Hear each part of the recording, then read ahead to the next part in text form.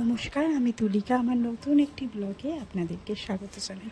আশা করছি আপনারা সবাই ভালো আছেন, সুস্থ আছেন, আমিও ভালো আছি। চলুন আজকে আপনাদেরকে যেখানে নিয়ে যাব সেটা হলো, ভাবছেন কোথায় নিয়ে যাব না? হ্যাঁ, অ্যাকচুয়ালি সেরকম কোনো ভালো জায়গায় নিয়ে যাচ্ছি না, আমরা এখন রেস্টুরেন্টে ঘুরতে যাচ্ছি। সেই মুহূর্তটাই ক্যাপচার করা, তার সাথে আপনাদের সাথে শেয়ার করা।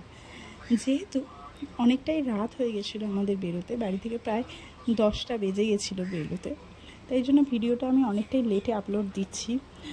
আর হচ্ছে যে আমরা সবাই মিলে বেরিয়ে পড়েছিলাম যাবার উদ্দেশ্যে, রেস্টুরেন্টে যাবার উদ্দেশ্যে। আর এখানে আমরা আপনাদের সাথে কথা বলতে বলতে রেস্টুরেন্টে এসে পৌঁছে গেছি। আসলে আমি রেস্টুরেন্টের বাইরে কোনো পিকচার নিতে পারিনি, কারণ এক একজনের এক এক রকম ডিমান্ড ছিল।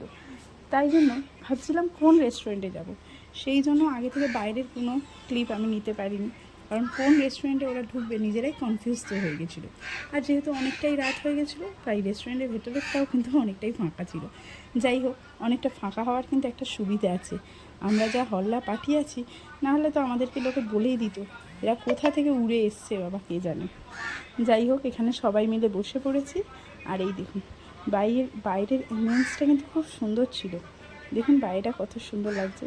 আর হোটেলে খাওয়া দাওয়ার শেষে সবাই বাড়ি ফিরছি।